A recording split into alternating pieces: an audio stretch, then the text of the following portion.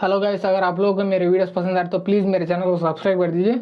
और system of sorts के पिछले एपिसोड के एंड में हमने देखा था कि वो सन यूइंग फेंगली से कहती है कि वो चू युआन ऐसा बात नहीं मानेगा, उसका कुटाई करना ही पड़ेगा, तो इसीलिए आप जाओ और उसका कुटाई करो। और ये सुनने के बाद वो फेंगली कोडे निकालते हुए बोल रहा होता है कि ये सब मेरे से नहीं हो पाएगा, क्योंकि मैं उस चू युआन जैसे बंदों पर अपना टाइम वेस्ट नहीं करना चाहता, तो इसीलिए तुम ही वापस जाओ इस कोडे को लेके और उसे जितना मारना है उतना मार लो। ये सुनने के बाद वो यूइंग भी उस कूड़े को लेकर बोल रहे होते हैं कि तो ऐसी बात है तो मैं ही आपकी जगह पर उसको पनिश करूंगी और आप यहाँ पर बैठ के उस सभी का मजा लीजिएगा। और ये बोलने के बाद वो चू युआन के पास जाकर बोलते हैं कि चू युआन, तेरी हिम्मत कैसे हुआ मेरे सीनियर ब्रदर फेंगली के रास्ते में खड़े होने की कोशिश करने की, और तुम जैसे ये नल्ले बंदे मेरे सीनियर ब्रदर जैसे अपर क्लास लोगों के सामने ही नहीं आना चाहिए था। और इस गलती के लिए मैं तुझे माफ कर सकती थी, पर तुम आगे जाकर ऐसे ही कर सकते हो, तो इसीलिए मुझे तुझे पनिश करना ही पड़ेगा। और मुझे भी पता है ये सभी बकवास है, पर ये दुनिया सिर्फ और सिर्फ स्ट्रांग बंदों की बात सुनती है और तुझे अब तक समझ आ चुका होगा। और ये बोल के वो चू युआन पर उस कोड़े से अटैक कर देती है।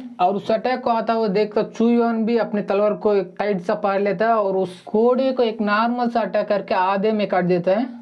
और इसके बाद चू युआन उन दोनों से बोलता है कि तुम कुत्ता और कुत्तिया जोड़ी दोनों मिलकर मुझे 3 साल से परेशान करने की कोशिश कर रहे हो, पर मैं तुम दोनों को कुछ भी नहीं किया, क्योंकि मुझे ये लग रहा था कि तुम एक ना एक दिन बदल जाओगे और अपने आप की स्किल्स पर फोकस करोगे मुझे छोड़कर।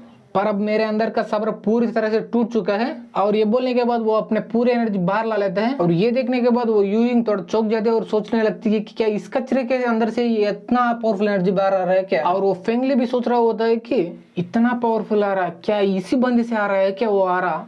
तभी चू युआन बोलता है कि 3 साल पहले मैं अपने फेट ऑफ स्वॉर्ड को एक्टिवेट नहीं कर पाया और उसके बाद मुझ पर झूठा इल्जाम लगाया और मुझे बाहर निकाल दिया गया है उस सेक्स से। मुझे ऑलमोस्ट कंफर्म हो चुका है उन सभी के पीछे तुम ही हो, तो इसीलिए याद रखो उन सभी का बदला मैं आगे जाकर जरूर लूंगा तुमसे, पर अब मेरे पास और भी ज्यादा काम है। और ये बोल के वो चू युआन वहां से चला जाने लगते हैं और उसके बाद वो कंप्लीट वहां से चला जाता है। और तभी यूइंग उस फेंगले के पास आ जाते हैं और बोलते हैं कि ब्रदर फेंग, क्या आपने उसे रियलाइज किया जब वो चू युआन अपने आरा को बाहर रिलीज कर रहा था तब किसी वजह से मेरे अंदर का इनर एनर्जी पूरी तरह से कांप उठा था। तभी ये सुनने के बाद वो फेंगली भी जवाब देते वो बोल रहा होता है कि नहीं, मुझे भी नहीं पता।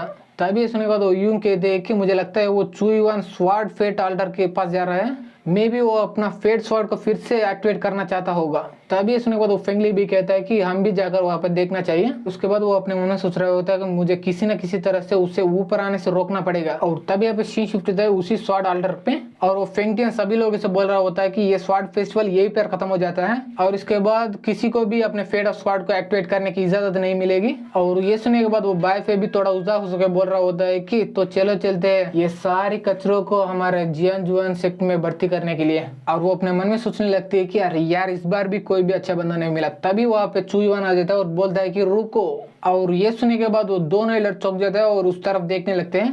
और तभी वो चू युआन बोल रहा होता है कि मैं अपने फेट ऑफ स्वॉर्ड को एक्टिवेट करने के लिए यहाँ पर आ गया हूँ, तो इसीलिए मुझे प्लीज इजाजत दे दीजिएगा। वो बात सुनने के बाद बाय फे सोचने लगती है कि ये बंदा फिर से यहाँ पर क्यों आया। और तभी चू युआन वहां पर आ जाता है और उनके सामने घुटने पर बैठकर बोल रहा होता है कि मुझे पता है कि टाइम ऑलमोस्ट ओवर हो चुका है, फिर भी मुझे एक चांस तो दीजिएगा। और ये सुनने के बाद वो फेंगटियन थोड़ा गुस्सा होकर चू युआन पर चिल्ला रहा होता है कि क्या तुम ये सब मजाक लगा रहा है यहाँ पे, तूने 3 दिन पहले ये फेट ऑफ स्वॉर्ड को अटेंड करने के लिए आए हो और फेल भी हो गई हो। और हर बंदे को इस फेस्टिवल के दौरान एक ही चांस मिलता है, अगर हम ये बात भी भूल जाए तो ये स्वॉर्ड फेस्टिवल ऑलरेडी खत्म हो चुका है, तो इसीलिए तुम्हें चांस नहीं मिलेगी।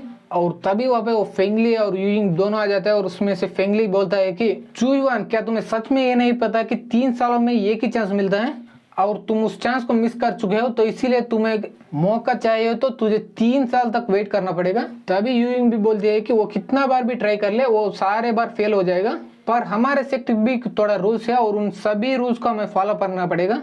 और ये सुनने के बाद वहाँ पे सारे बंदे भी चिल्लाने लगते हैं, हाँ ये सही बोल रही है, वो अपने चांस को ऑलरेडी यूज कर चुका है, तो इसीलिए उसे और भी चांस नहीं देना चाहिए। और तभी वहाँ पे एक बंदा बोल रहा था चलो चलते हैं, हम सब लोग मिलकर इसे मार के भगा देते हैं और हम जाकर जुआन जियान सेक्ट में आराम से कल्टिवेट कर पाएंगे। और ये सारी बात सुनने के बाद चू युआन बोलता है कि एल्डर बाय फे, मैं आपसे विनती करता हूँ, प्लीज मुझे सिर्फ एक मौका ही दीजिए। अगर मैं इस बार फेल हो जाऊँ तो मैं अपने मुंह आपको अपने पूरी जिंदगी में नहीं दिखाऊंगा।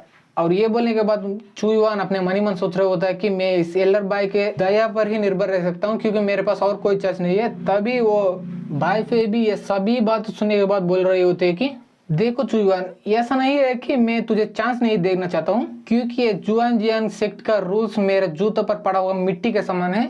अगर तुझे एक मौका चाहिए, मैं तुझे एक मौका नहीं बल्कि 1000 बार मौके दे सकती हूँ। और ये फेट ऑफ स्वार्ड में एक बार पार्टिसिपेट करने के लिए बंदों का फटके हाथ में आ जाते हैं, क्योंकि उसको एक्टिवेट करने के लिए बंदों की ब्रेथ एनर्जी की जरूरत पड़ती है। और अभी तक मैं जिस बंदे को देखा वो सारे के सारे वीक बंदे थे और उनके पास उतना ब्रीथ एनर्जी नहीं था, और इसके वजह से काफी सारे बंदे इस फेट स्वॉर्ड को एक्टिवेट करने के प्रोसेस में ही मर गए, और कुछ बंदे फेट स्वॉर्ड एक्टिवेट करने के बाद मर गए और उनका हालत एक बार पार्टिसिपेट करने के बाद ही ऐसा हुआ। और तू 3 दिन के अंदर 2 बार पार्टिसिपेट करने के बारे में बोल रही हो, इसीलिए मुझे ऐसा लग रहा है कि तेरा ब्रीथ एनर्जी इसके लिए काफी नहीं हुआ और इसके वजह से तू यहाँ पर मर भी सकता है।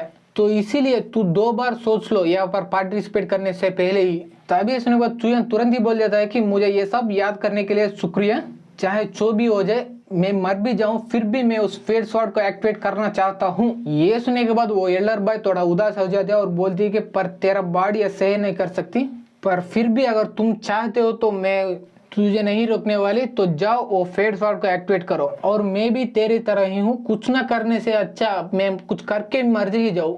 तभी सुनने के बाद वो जोश चिल्ला दिया कि एल्डर भाई आप ऐसे कैसे कह सकते हो उस चुईवान के लिए, और उसको अपॉर्चुनिटी देने के लिए आप इस जुआन जियान का रूल्स तोड़ देंगे क्या। और ये सुनने के बाद वो एल्डर भाई एक लेजर बीम जैसा अटैक करते थे और वो एनर्जी बीम सीधे जाकर उस युवान की तरफ बढ़ने लगती है और वो अटैक काफी तेजी से आ रही होती है यूविंग की तरफ। और इसे देखने के बाद वो यूविंग कुछ भी नहीं कर पाती क्योंकि वो इतना फास्ट नहीं है कि वो उस अटैक को डॉज करे। तभी ये देखने के बाद एल्डर भाई वहां पर खड़े होकर एटीट्यूड से कहते हैं कि क्या तुम चुईवान को इतना नीचे समझ रहे हो? अगर ऐसा समझ रहे हो तो तू अपने औकात देखना चाहिए पहले। मैंने ये बात सुनी कि तुम उससे कचरा बुलाते हो, अगर वो कचरा है तो उससे भी बदतर हो तुम। एक सेकेंड, तूने और क्या बोला ये सेक्ट के रूल्स के बारे में? मैंने पहले बोला था कि ये सेक्ट के रूल्स मेरे जूते के ऊपर मिट्टी के समान है, तब मैं वहां पर झूठ बोली थी क्योंकि ये सेक्ट का रूल्स मेरे फालतू कुत्ते का टट्टी के समान है। और इसी के साथ हमारे ये वीडियो यहीं पर खत्म हो जाता है। वीडियो अच्छी लगी तो लाइक कर दे, सब्सक्राइब कर दे, शेयर कर दे and thanks for watching guys.